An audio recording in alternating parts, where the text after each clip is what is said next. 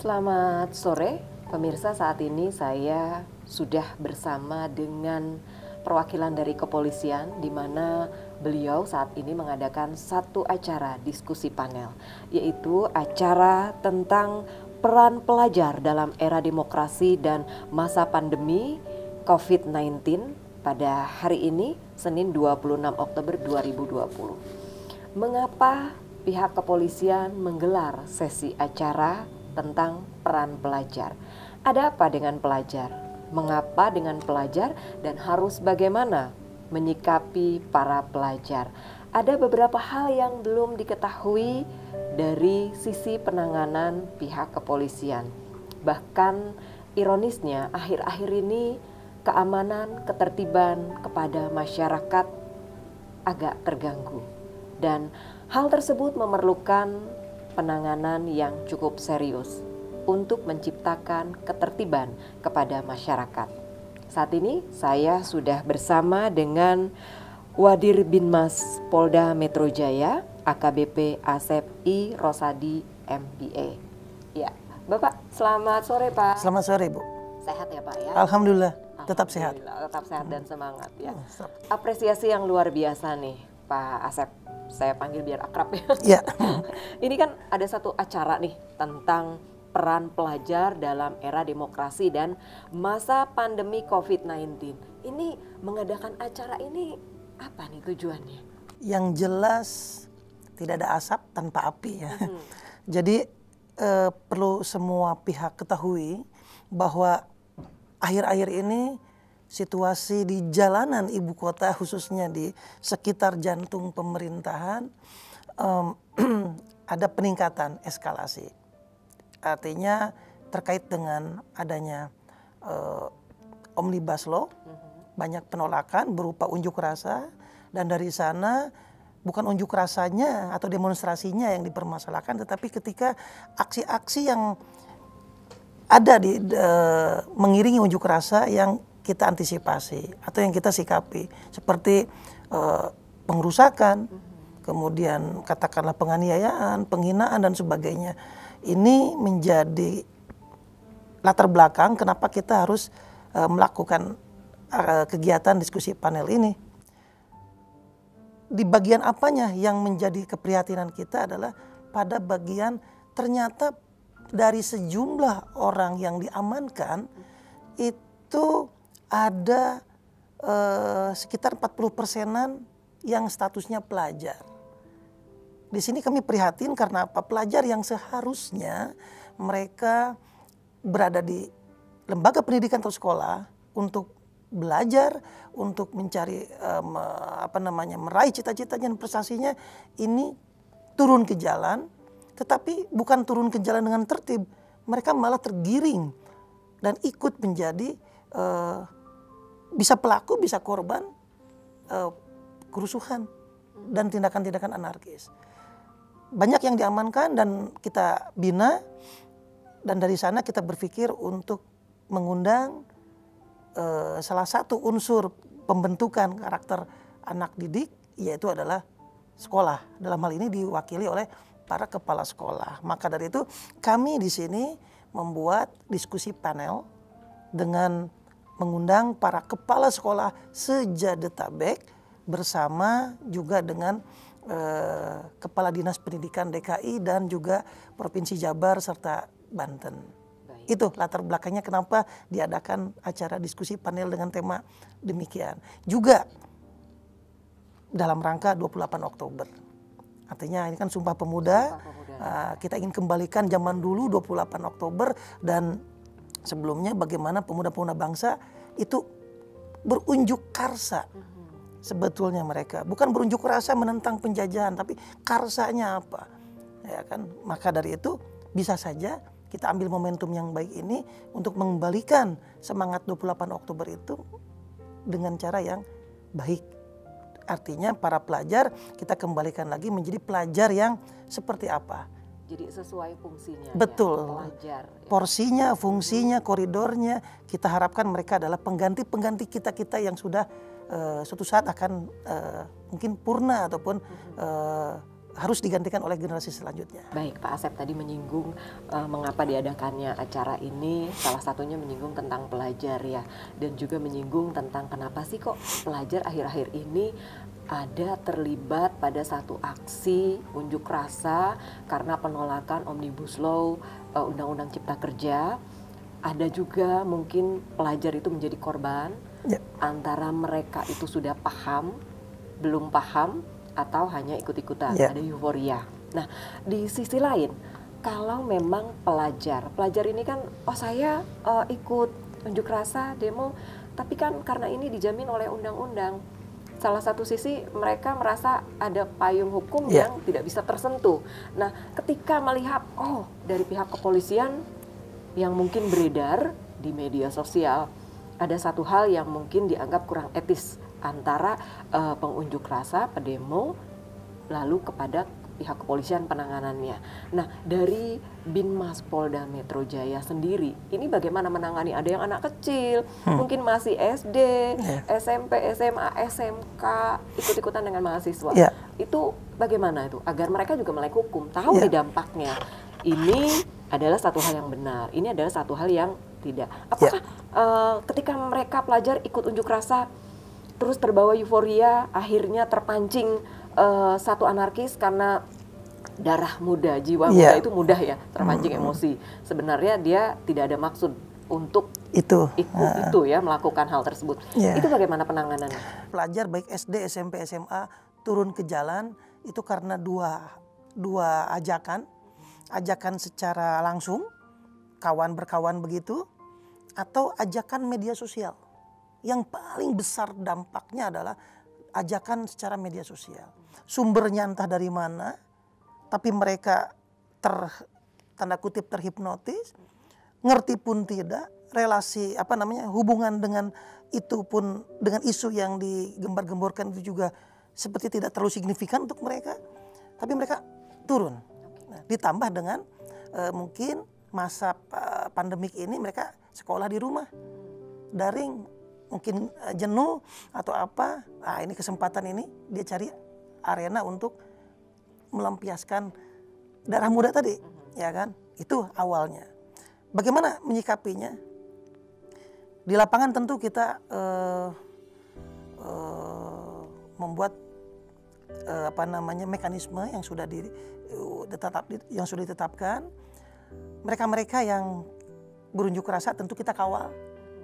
Unjuk rasa itu boleh, demonstrasi itu boleh, kita kawal, kita fasilitasi, kita berikan tim negosiator, para poluan-poluan kita juga siap menampung aspirasi mereka untuk diarahkan ke siapa yang mereka tuju. Tetapi yang kita awasi dan kita antisipasi adalah penunggang ataupun orang-orang yang bukan mau unjuk rasa damai, tapi mereka sengaja. Nah, daripada anak-anak pelajar ini menjadi korban, ada baiknya kan kita segera amankan mereka. Nah, proses pengamanan ini kan sangat dinamis. Di lapangan teman-teman luar biasa, teman-teman Polri dibantu TNI luar biasa, mereka mengamankan anak-anak pelajar ini, siapapun yang kita amankan, khususnya yang terbukti dia bawa alat-alat ataupun apapun yang bisa dijadikan sebagai alat untuk merusak atau menyerang dan sebagainya. Kita amankan, ada yang ke Polres, ada yang ke Polda. Kebetulan kami juga menjadi kepala tim pembinaan dan pendataan di tingkat Polda. Sehingga kami tahu betul, oh ini kelompok ini kumpul di sini. Kita siapkan tempat yang representatif. Ada lapangan, juga kita gunakan halaman masjid jika hujan. Kita perlakukan mereka sebagai, betul tadi, sebagai anak-anak. Kita perlakukan mereka sebagai pelajar, kita perlakukan mereka sebagai manusia. Mereka punya hak dan juga kewajiban. Kita beri mereka kebutuhannya, oh mereka mau kebutuhan ke MCK, kita siapkan MCK-nya. Ya tentu kita harus dengan protokol, kita bariskan mereka, kita rapikan mereka punya kelompok. Jangan bergerombol tapi kita berbaris satu persatu ke belakang misalnya, kemudian kita bagi mereka punya makan, ya kan, ada nasi kotak, nasi bungkus, kemudian ya tentunya kebutuhan beribadahnya kita siapkan, yang muslim kita udah siapkan juga, yang non muslim kita juga ada, kita siapkan petugasnya. Lalu kemudian kita data, kita cek semua dari tim reserse itu semua juga ada mekanismenya yang terbukti memenuhi cukup unsur, mereka dipisahkan dan tetap diperlakukan juga dengan baik. Ada yang anak-anak dan juga yang dewasa itu berbeda. Sementara yang lainnya yang tidak terbukti atau yang tidak memiliki cukup unsur, kita datakan dan kita panggil seluruh orang tuanya. 1x24 jam kita harus segera mengembalikan, dan alhamdulillah besoknya karena rata-rata diamankan itu sore menjelang maghrib. Karena memang seperti itu mekanisme mereka di lapangan, atau bagaimana. Yang jelas besok paginya semua orang tua datang yang lengkap, bikin pernyataan, dan prosesnya sangat menyentuh sebetulnya. Kami ada dokumentasinya, beberapa media meliput, sangat menyentuh. Itu ada yang sujud sama orang tuanya, ada yang ya cium tangan, bahkan ada beberapa mungkin karena saking kesalnya itu ada anggota keluarganya yang lain itu seperti ingin menghukum gitu, walaupun kami cegah. Jadi intinya betapa mereka itu korban sebetulnya. Anak-anak pelajar ini sesungguhnya korban dari berita-berita yang tidak bisa dipertanggungjawabkan dari media sosial.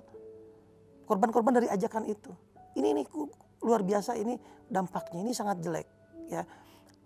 Tapi dari situ kita bisa melihat bahwa ternyata mereka adalah anak-anak pelajar yang harus kita berikan didikan dan bimbingan. Maka dari itu dengan acara ini pun kita ingin mencoba yuk melangkah sama-sama dunia pendidikan, pendidikan itu pengajar itu sendiri, orang tua, lingkungan, termasuk kita dari aparat pemerintah. Itu seperti bak memperlakukan anak sendiri, anak kandung sendiri. Yes. Luar biasa penanganannya, bukan hanya di bahasa kasarnya bukan ditangkap begitu ya, tapi diamankan. Ya, diamankan lalu diberikan pengertian-pengertian, pengarahan, mulai dari didata. Kalau pelajar dari mana, usia, keluarga, dihubungi juga keluarga. Mungkin ada juga orang tuanya yang tahu dan ada yang tidak begitu. Ini untuk mewaspadai penumpang gelap gitu. Betul juga. Biar kita bisa melihat mana minyak, mana air, seperti itu. Seperti itu. Iya. Tapi bagaimana respon dari yang sudah dilakukan itu? Apakah memang ada penumpang gelap? Terus juga respon mereka pelajar itu apa biasanya? Iya, rata-rata yang kita ajak wawancara, yang kita sambil kita bina, itu memang mengatakan saya tidak tahu. Saya turun aja ikut ke lapangan, saya ikut kawan, saya diamankan. Nah, tapi kalau yang betul-betul tanda kutip memang penumpang gelap dan punya ini, kelihatan dari fisiknya, bertato, tidak jelas juga, kemudian dia membawa perlengkapan seperti senjata tajam, bisa kayu, bisa batu dan lain sebagainya, itu pasti. Tapi kalau yang polosan, dia badan masih bersih, itu rata-rata pemula atau korban yang diajak. Seperti itu. Dan mereka rata-rata berterima kasih kepada kita karena ada beberapa yang mengatakan begini, Pak, kami tadinya sudah mulai a priori pokoknya benci aja sama polisi, ketika ditangkap pasti kami diapa-apain, kami siap melawan. Tapi begitu sampai sini ternyata kami diberikan hak, kami disuruh bersih-bersih diri, maksudnya ada fasilitas, diajak ibadah, sholat berjamaah yang muslim, ditanyain orang tuanya mana, dikembalikan hak-haknya, kemudian besoknya dipertemukan sama orang tua. Ternyata kami salah selama ini. Nah, itu yang harus juga kita sosialisasikan kepada masyarakat bahwa kita negara ini tidak sejahat yang katanya hoax itu. Tidak ada negara yang jahat kepada warga negaranya. Salah satunya adalah Polri, kami akan tetap menjadi pelindung, pengayom, dan pelayan masyarakat. Jadi sesuai fungsinya ya. Sesuai fungsinya. Mengayomi mereka yang diamankan, gitu ya, diamankan, diberikan pengarahan. Perbedaannya juga mereka awalnya mungkin tidak memahami apa yang mereka lakukan unjuk rasa, sanksi hukumnya, lalu juga untuk apa mereka melakukan ikut-ikutan unjuk rasa. Itu diberikan pemahaman itu. Iya. Ya, Bapak, kalau tadi menyinggung tentang pelajar sudah diayomi, sudah dirangkul begitu ya, dan mereka ada yang menyadari bahkan kembali kepada orang tua mereka. Bahkan orang tuanya juga jadi ada komunikasi nih dengan pihak kepolisian ya. Ada interaksi untuk sama-sama ya mengarahkan putra-putri generasi penerus bangsa. Pak, tadi di acara ini dihadiri oleh para kepala sekolah tadi Bapak Iya. menginformasikan. Itu bagaimana reaksi dan respon dari para kepala sekolah? Awalnya mereka bertanya-tanya, kenapa kami dipanggil? Nah, setelah kami jelaskan bahwa dipanggil bukan kenapa-kenapa, tapi dipanggil untuk next step. Langkah selanjutnya adalah para kepala sekolah ini menjadi satu bagian dari proses pendidikan karakter. Kalau tidak salah Pak Gubernur pernah menyampaikan itu dalam acara Kopi Morning, yaitu untuk mendidik pelajar kita membutuhkan keluarga, lingkungan, dan juga sekolahnya. Nah, dalam hal ini kita undang dulu kepala sekolahnya, karena nanti kemudian kita akan membuat semacam kelompok kecil. Kita akan mengumpulkan kelompok kecil untuk merumuskan bagaimana selanjutnya memposisikan para pelajar kita dalam dunia demokrasi. Biar mereka paham demokrasi itu apa, hak dan kewajiban mereka itu apa, terus cara mereka berdemokrasi juga seperti apa. Untuk apa? Ya untuk bekal mereka juga. Biar mereka tidak asal, wah demokrasi adalah unjuk rasa dan bakar-bakar. Mungkin itu bagi mereka yang melihat itu. Ada juga yang, oh demokrasi adalah berdiplomasi. Bagi yang melihat itu. Tapi apakah semua mendapatkan porsi yang sama untuk pengetahuan ini? Tim kecil itu akan merumuskan, nanti kita akan memanggil multi stakeholder. Ya kan, nanti kita akan lagi bikin berbagai gerakan ataupun membentuk forum yang katakanlah khusus menangani ini. Artinya kita akan outputnya nanti adalah pelajar-pelajar se-Jabodetabek dan se-Indonesia menjadi pelajar yang melek hukum, ya kan, kemudian pelajar-pelajar yang matang berdemokrasi. Matang berdemokrasi. Jadi iya.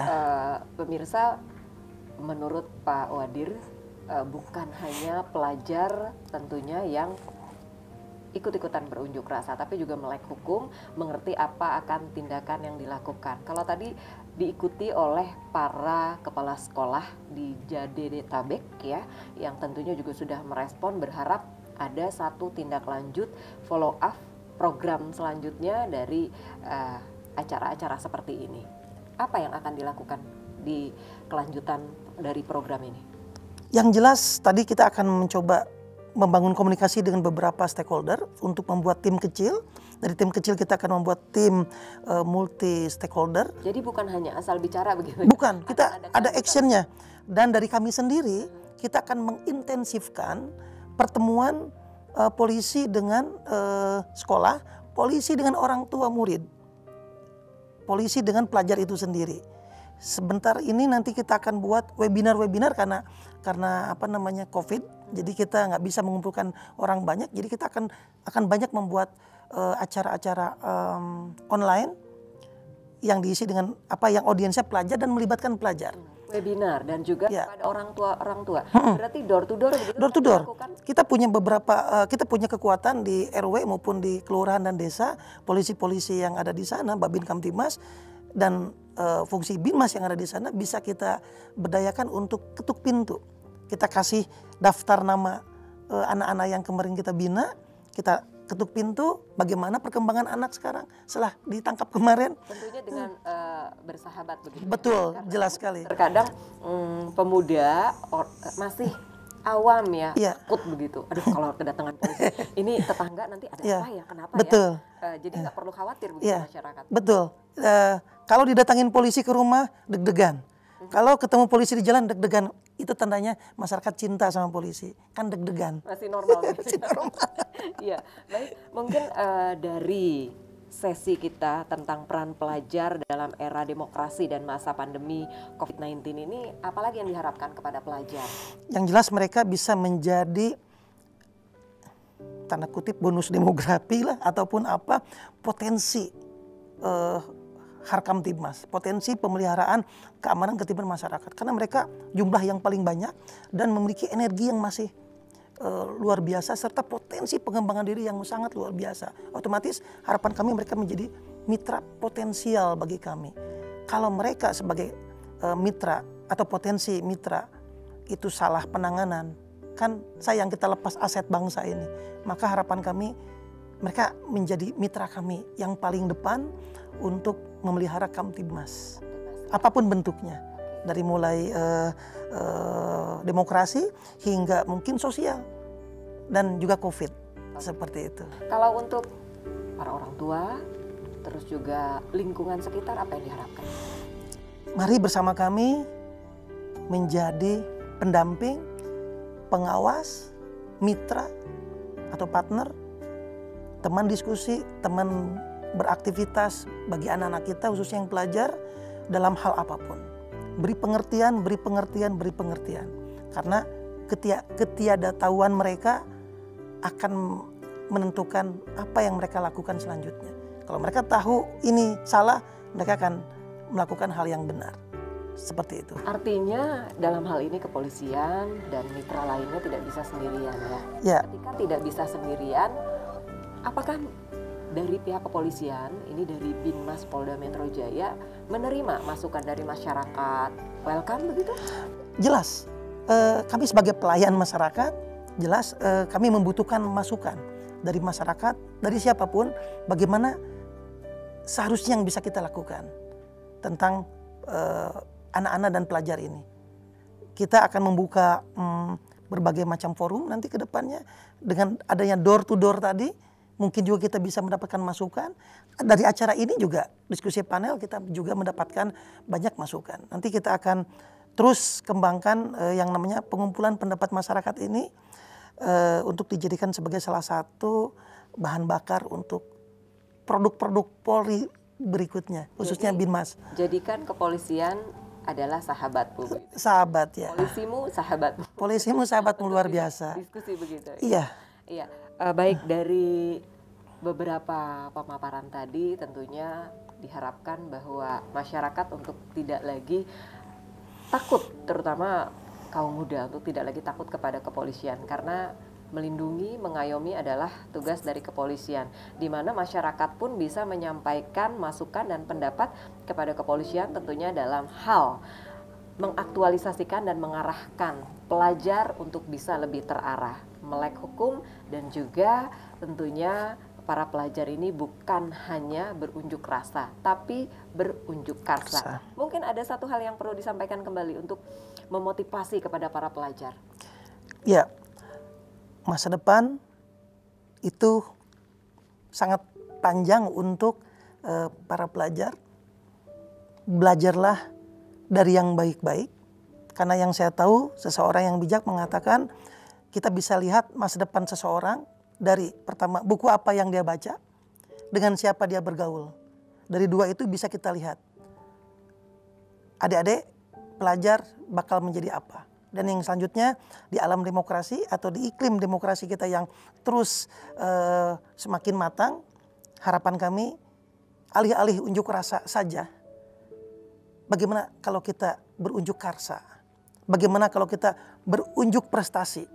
Sehingga apa? Sehingga kita bisa menjadi kebanggaan bangsa dan suatu ketika kita akan bisa bicara kepada anak cucu kita bahwa ini hasil karyaku.